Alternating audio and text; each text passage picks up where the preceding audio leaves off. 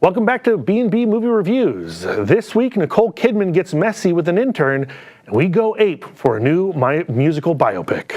We enter the ring to fight for a gold medal, and the original vampire comes back to theaters to frighten us for the holidays. Stay right there. B&B is coming right up.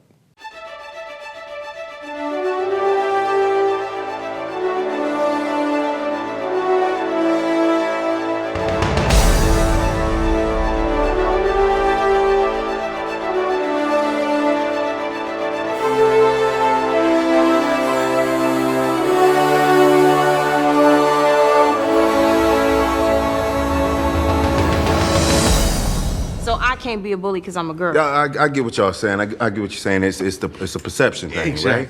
Right? Oh, so it's my fault now. Russ, come on now. You're trying to help us, okay? What happened to staying true to who you are? I won that gold medal by being me. And now to get endorsements, y'all saying I gotta be somebody else? I know that you're disappointed. So are we. You deserve so much more recognition. No, I don't deserve it. I earned it. All right, I earned that gold medal. It's a big difference. She just wound up right now, y'all. Keep it real. What? What is it, Clarissa? Is it the money? Is it the recognition? Money is recognition. After winning the gold medal in the Olympics, Clarissa Fields returns home struggling to provide for her family while fighting for the recognition she deserves in Rachel Morrison's directorial debut, The Fire Inside. So, Brad, I know we're going, like you said, we're going to talk about Rachel Morrison. She's been a great, prolific cinematographer. Worked with Ryan Coogler. Basically, did all his first 3 films: Fruitvale Station, Creed, Black Panther. She did Mudbound. A phenomenal cinematographer. This is her directorial debut. But Clarissa Fields, the actress who plays her, Ryan Destiny.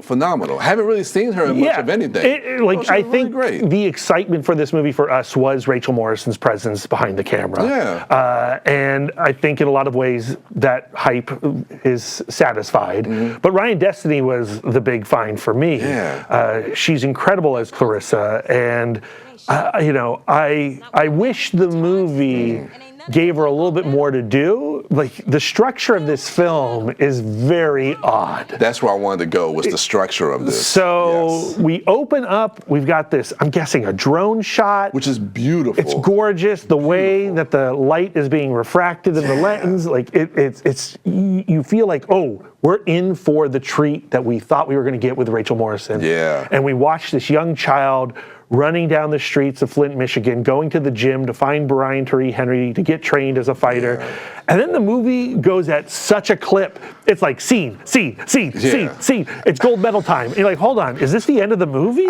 Exactly. And the thing about that with the pacing of this is the fact that because it moves at such a clip, it makes the movie feel longer because we don't know where this movie is headed. Like, we don't what's know the where conflict of this film? Exactly. Every time they introduce a little tension, the next scene takes care of it. Yeah. You know, oh, okay, the money's not going to be a problem. Oh, the mom's not going to like her fight. Oh, no, that's not going to be a problem. Yeah. Bryan Henry doesn't know if he wants to train girls. Oh, that's not going to be a problem. It's going to be real hard to win this gold. She's going to be the youngest person ever to win a gold in boxing, and the first female gold in boxing, and then she wins it. And then I thought the credits were going to come up. Yeah, I think it's like 30, 40 minutes into the movie, and I'm like, this might be one of the shortest movies. But then that's actually when the film starts. Exactly. The movie is actually about what happens after you've won a gold medal in a sport that is deemed not sexy enough for the public, right? Yeah. We don't want to watch women box. We don't want to put them on the cover of a Wheaties box, right? Yeah. So now she has to suffer with, how do I take care of my family? Yeah. Through the thing that I love, the thing that I'm good at, boxing, when it won't actually provide me any financial means. Yeah, because she's trying to find these branding deals, these endorsements, because she is the first, female boxer to win a gold medal. And you come back home to Flint, Michigan, and you're basically still struggling to make ends meet. And it's like, what was the point of all of this? So I feel like that's when the movie actually starts and becomes compelling. Yeah. I wish the movie began shortly before the gold medal win. Exactly. Right? I think that's where the movie should have started. Instead of like this origin story. Yeah. Which plays out a lot like a Wikipedia page. No, it really does, because, I mean, the way this movie is edited, again, I'm going to go to the pacing, I mean, it jumps. It does like a 5-year jump where, you know, you have a scene with Bryan Tyree Henry who's contemplating, who's conflicted about if he should coach, you know, a female boxer, should women be boxing, and then we cut 5 years, and she's training to go to the Olympics, and I'm like, wait, that's a movie right there. That 5-year gap is an interesting story to tell. Yeah. But it's like, but I just don't know where it's going during that first half. Yeah, and I think we've solved what would have been better. Now, all that being said, this is a boxing movie, and you know, that's one of my favorite subgenres. Some of the best filmmakers of all time have played within this subgenre, Absolutely, including Ryan Coogler with Creed, you know right? How much I love that movie. And you have Rachel Morrison following into those footsteps, following up Creed, which has some of the greatest boxing sequences of all time.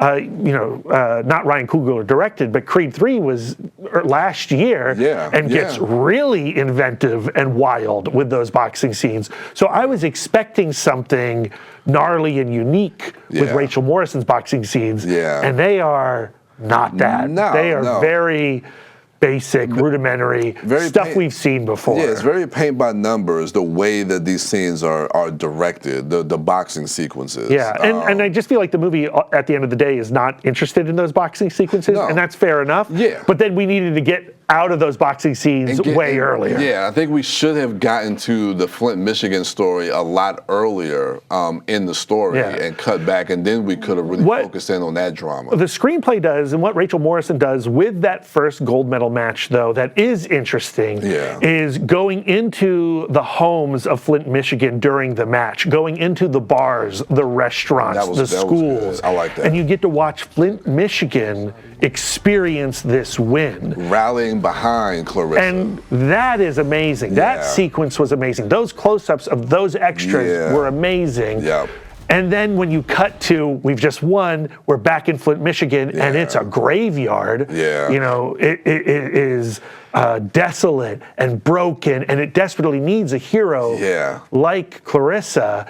And Clarissa can be that, but then the rest of the world outside of Flint, Michigan, not wanting to elevate her to that. You know, that is the tragedy, that is the triumph of the story, but you don't get it until that's an hour plus in. And I love that stark contrast from that moment where they're rallying behind her in those bars and in those homes, and then it's almost like a stark contrast where we just kind of like smash cut to Flint, Michigan, and we see, and like when we smash cut back to Flint, Michigan, it's like me and you, like we were looking at the screen, we were like, oh, this is what the story's about. Like it's right there. We just needed to get there sooner. It's one of the most confusing movie experiences I've had in a while. I know. What's your rating for this?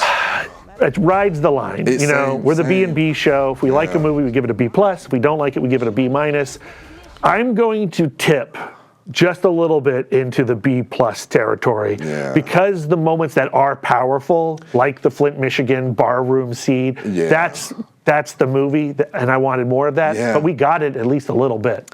I'm right there with you as well. It's really on that border of minus or plus. I'm going to go the opposite way. I'm going to go minus only because I'm thinking to myself, I don't think this is a movie that I will ever revisit. And it's just frustrating to watch because as good as that second half is, it's like that first half just is so confounding how of a misfire it feels with the pacing of it. I think it could lose a lot of people before it gets to the interesting part of that story. So, unfortunately, but I agree with all your points. It's right there, but I'm just going to tip it to a B-. So, yeah, those are our thoughts on The Fire Inside. When we return, Nicole Kidman,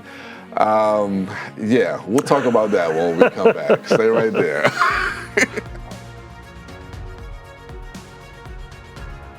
Today's cancer research is tomorrow's victory. A victory that is there for the taking. Grab it. Now that was a great halftime speech. Let's go win. Don't give up.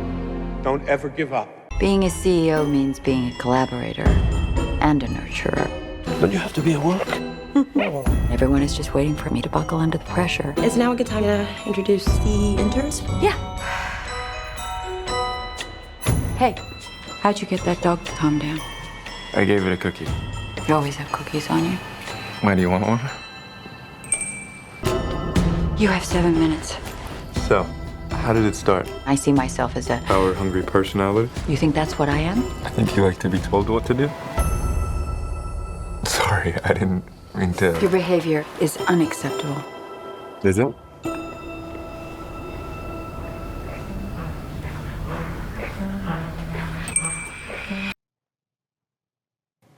Nicole Kidman plays a powerful CEO with deep, dark desires that lures her into an inappropriate relationship with her intern in the new holiday classic, Baby Girl.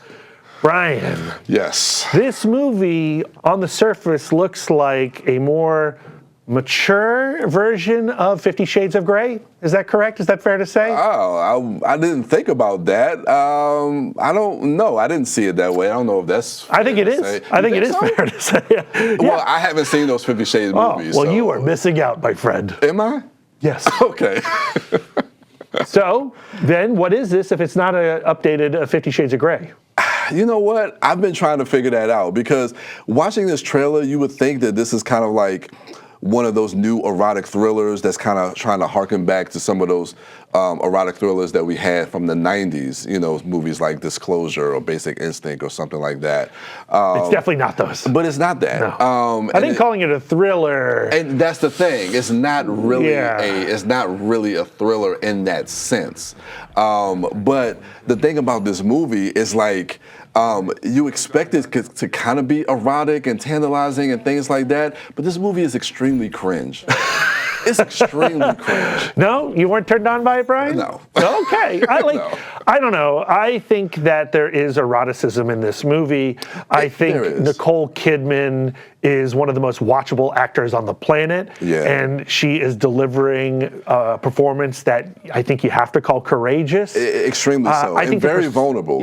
Yes. And I think the perspective on this movie is certainly not the male gaze, and I appreciate that a lot. Yeah. I felt like once the affair began with Harris Dickinson, it kind of fell into a montage that did not propel new story for me.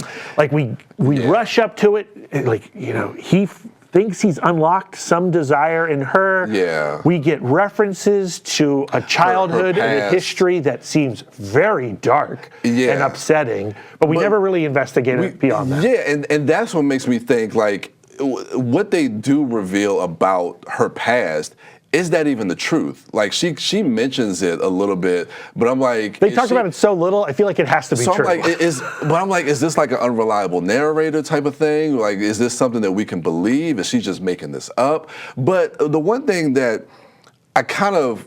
I don't want to say if I liked or not, but you could tell that she's unfulfilled in her marriage with Antonio Banderas. And there's more that she seeks in her relationship, into the intimacy in her relationship that she seeks more that she's not getting. And like you say, it seems like when she runs into Harris Dickinson's character, that he unlocks something that she's been craving, that she's been missing in her marriage. You learn very quickly that the sexual desires that her character has are not mainstream sexual desires, and therefore are embarrassing to discuss, and she cannot find a way to discuss with it to Antonio Banderas. And it would have been so easy of this movie to have made Antonio Banderas an unloving, uncaring husband, and he's not that. He loves his wife, but there's that block between them that she cannot reveal. She doesn't feel like she can reveal what she actually desires. And so she just does what he likes. But the thing is, I find that the most compelling thing about the story. And I thought that maybe they would have focused more on that relationship with Antonio Banderas. Yes. Because Antonio Banderas, he has one great scene, but he doesn't have a lot to do. Yeah, in I mean, movie. he's like in the beginning, and then he's really in at the end, and that's a cameo here and there in the middle. Yeah. I feel like the sexual escapades between Nicole Kidman and Harris Dickinson's character go on a little too long. Yeah. Right. Yeah. And get in the way of what this story ultimately wants to talk about, and what that film wants to talk about is what I've already discussed. Yeah. And I think the conclusions it reaches in the end are fascinating. I just kind of wish we got there earlier. Yeah. I mean, I do too. Because it does feel like the movie is kind of spinning its wheels. Because once we get into the relationship with Harris Dickinson, it does feel a bit repetitive. Yeah. And it just feels like I go back to like what I was saying about it feeling cringe, because like Nicole Kidman, like she's a CEO of like factories that have all these automation systems, and there's these shots, like these God eye views of factories where everything is kind of like neatly placed. But then, like, you juxtapose that with her personal life, that is a mess. Her personal life, but her internal life. Yeah. Right? Yeah. And you know, at the start of the relationship between Harris Dickinson and Nicole Kidman, what I also appreciate about this movie is that he doesn't know exactly what he's doing either. No. Right? No. And he senses that what she wants is kind of this, you know, this baby girl thing, you know, this power dynamic There's a power shift. dynamic shift, And, you know, he's constantly, though, at the start, looking for consent and making sure that they are going on the same path. But then that conversation about consent and his awkwardness with playing in this BDSM world goes away for so long. But then, like, the thing that frustrates me is because the movie feels like it wants to have a conversation about consent, but then it's almost like that's weaponized because of the environment, this professional environment that they're in. It's almost like he uses that to weaponize that against. Well, I feel like we don't learn enough about what's actually going on in Harris Dickinson's brain. You know, it's so planted on Nicole Kidman's character that he starts to do things that I question, but the film doesn't really have any time or space to really go investigate why he's doing these things. Why he's doing that. What's your rating for this one? It's another one that's like on that line. Yeah. But again, I think because I enjoy the performances so much, the direction so much, and the conclusion so much, I do tip over to B+. I think, again, I'm going to go the opposite way. It's just a B-. I mean, I don't know if this is a movie that I'll ever revisit. It just feels way too cringe for me to even watch. It's hard for me to watch people, like, watch their lives just being a mess like it is. And Nicole Kidman, who's given a brave performance, really goes for it. But I'll never see this movie again. So it's a B- for me. Fortunately. So those are our thoughts on Baby Girl. So when we return, British pop star Robbie Williams, you remember him? Maybe you do, maybe you don't. We look at his life story. Stay right there. Oh, man. Every minute counts in a poison emergency. That's why Poison Help is standing by 24 hours a day, 7 days a week in over 100 languages. Save Poison Help as a contact in your phone today. Call your local Poison Center at 1-800-222-1222. For the next 2 hours, your house is mine! To be honest, I've always been a little less evolved. I don't wanna rock! So let's take it from the top, shall we? My dad was well enamoured by the stars of the day. You can't learn it. You're either born with it, or you're a nobody. There's an angel. Don't want to be a nobody. Contemplate my fate. You're enough. British pop star Robbie Williams sees himself a little less evolved as he narrates his story of the highs and lows of his pursuit of fame in the musical biopic, Better Man. Brad, we talked about this last week with A Complete Unknown, the biopics. Not our thing. We retread the same territory over and over again. And this is kind of like a soup to nuts biopic, right? Like it's, you know, practically cradle to grave. It kind of is. And I don't like these things. And also he's an ape for some reason. Which you think about that, it's like, why did they decide to do this? But when you see the movie, it starts to make sense sense why they decided to go with this choice. It does. Like, I mean, they state it very early on. You know, Robbie Williams says that via narration, I never saw myself like everybody else. I felt like I was a less evolved person. And that's why, okay, that's the metaphor. All right. Is the metaphor anything beyond that? Well, that's a harder question to answer. And I could see some audience members rejecting this metaphor. I embraced it. I was shocked at how it drew me in as quickly as it did.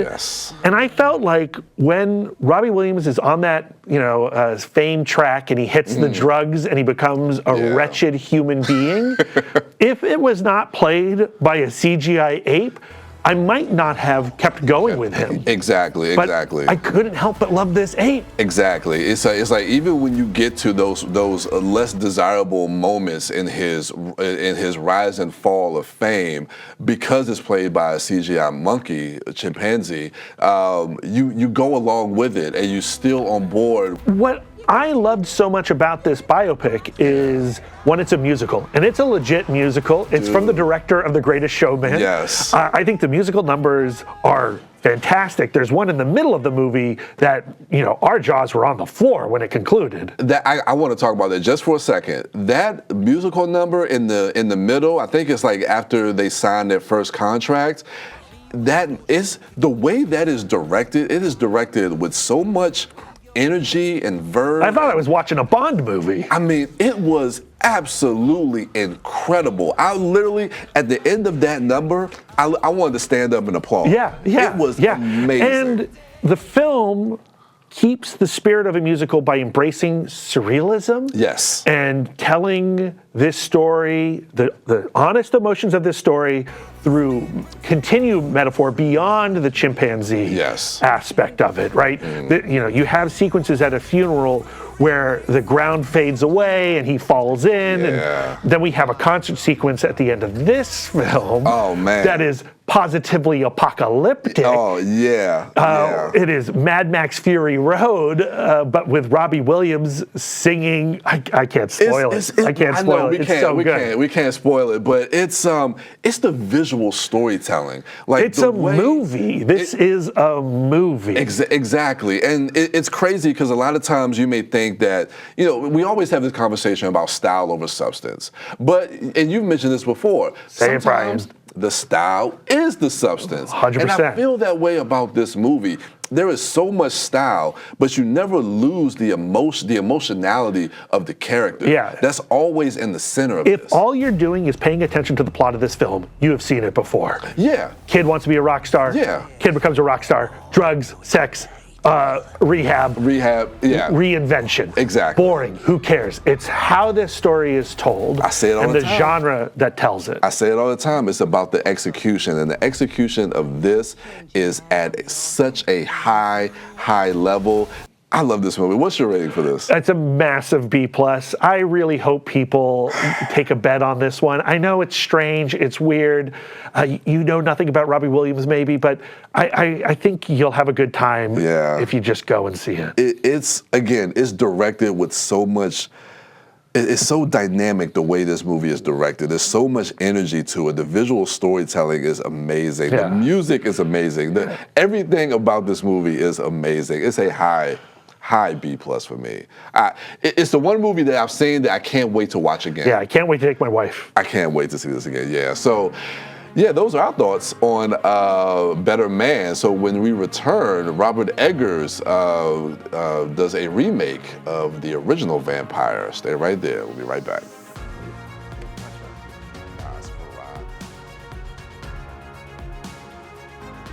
Going to cheerleading camp next to the abandoned insane asylum, it's like throwing good blood away. 50% of Americans like watching blood get spilled in horror movies, but only 3% donate it. Now that's scary. Standing before me, all in black, was death. But I was so happy. So very happy. We exchanged vows.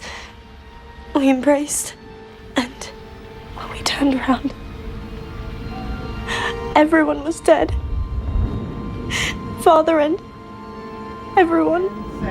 The stench of their bodies was horrible. But I'd never been so happy.